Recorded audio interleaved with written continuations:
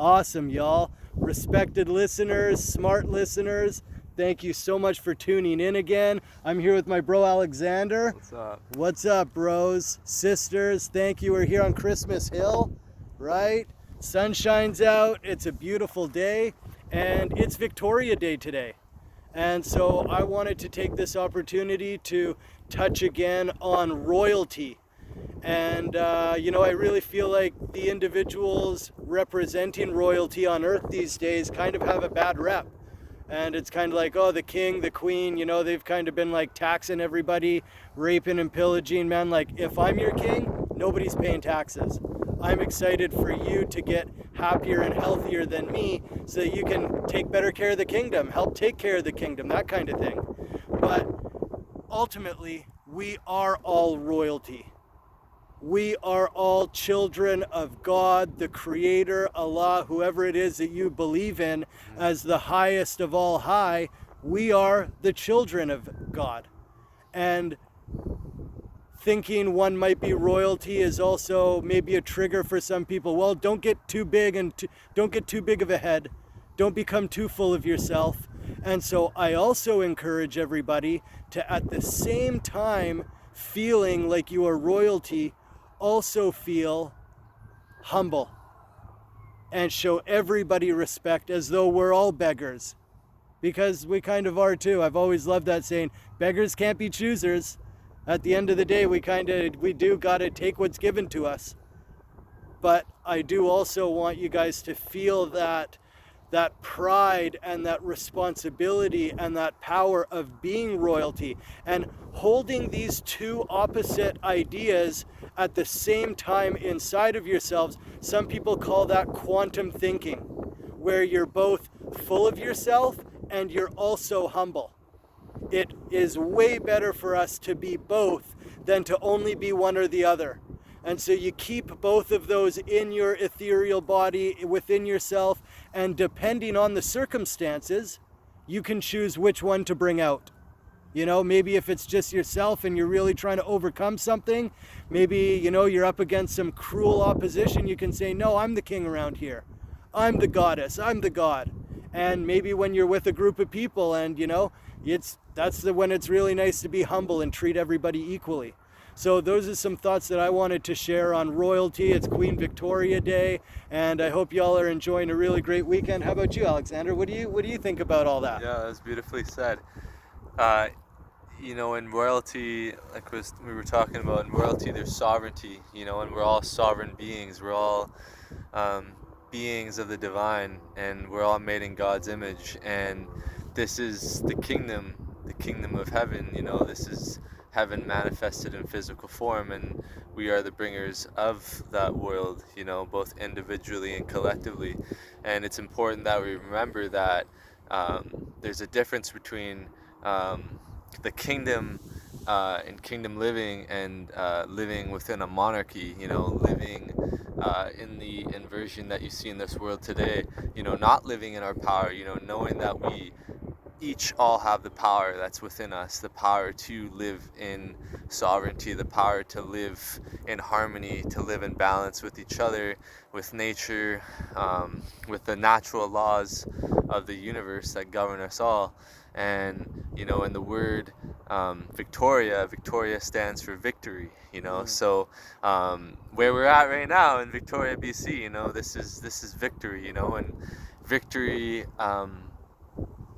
is with us all. So remembering that we're all children of God, and remembering that as kings and queens, we're not servants in the way that you see like slaves. We're servants of God.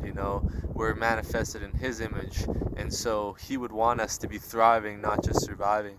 So remembering that within you is the divine, and within you the God resides, and we're all walking each other home. There's no competition. We're all born with unique abilities and gifts, and we all have a responsibility, responding to one's ability to be able to share those gifts and embody those gifts and embody the greatness that is within each of us.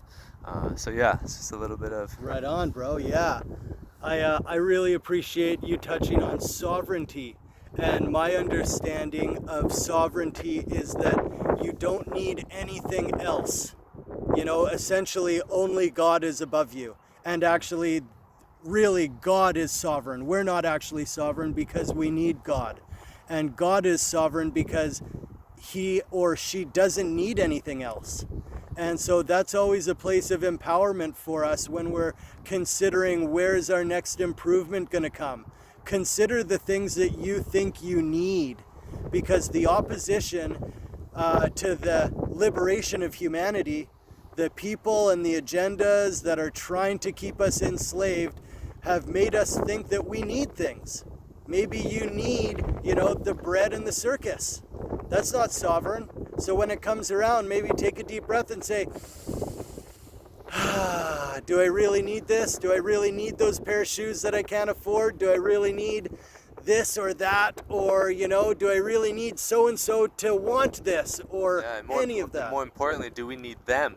That's because right. in liberals, we have in Canada, in the Canadian politics, or politricks, many tricks, right? The trickery of it all and the theatrics. It's liberals stand for liberty, but the liberals that we see today in power do not stand for liberty. They are the opposite of, and even in conservatives conserve liberty.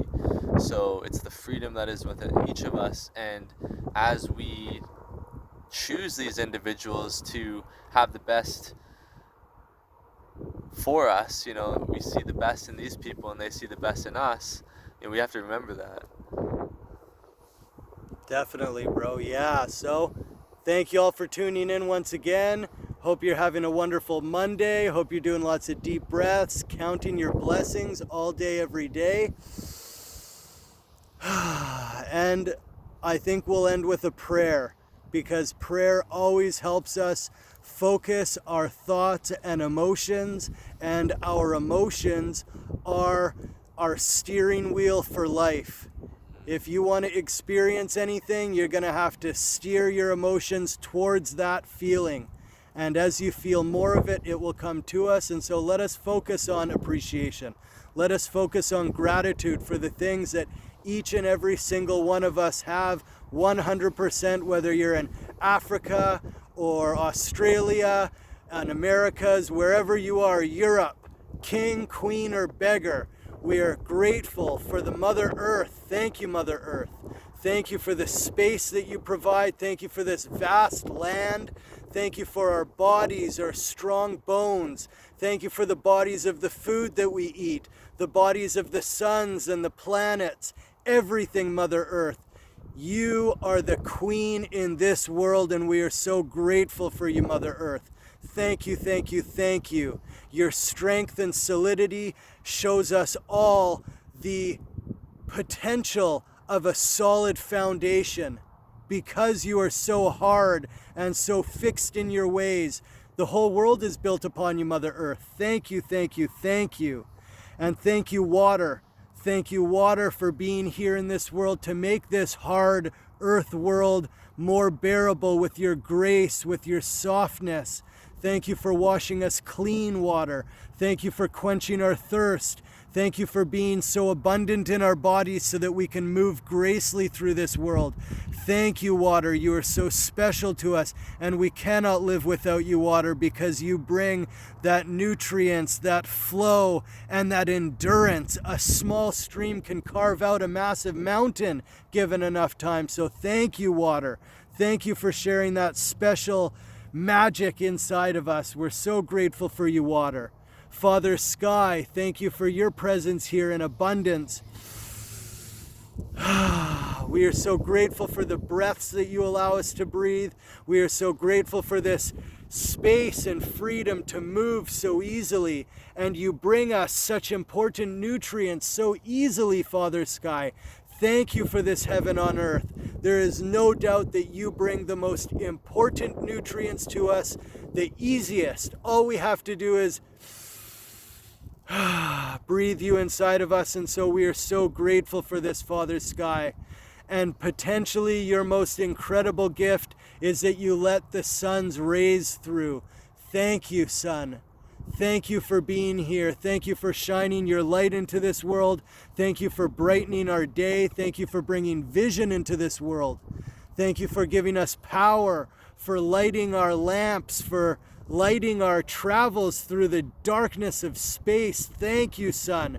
You are so amazing. Just your presence brightens all of our days, Son. Thank you, thank you, thank you. We are so grateful for these elements. And the Father of these elements is the ether.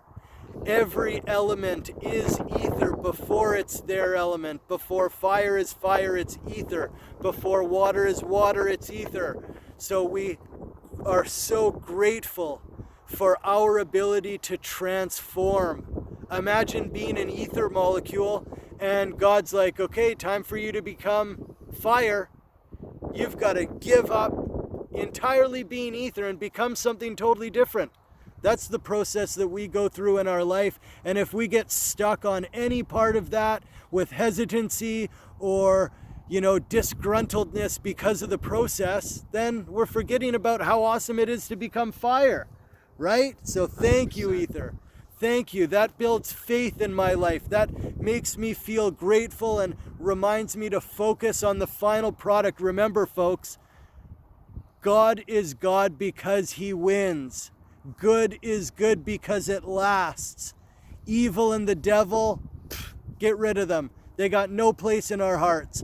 Let's focus on the positive. Let's focus on heaven on earth and bring it here ahead of schedule and under budget.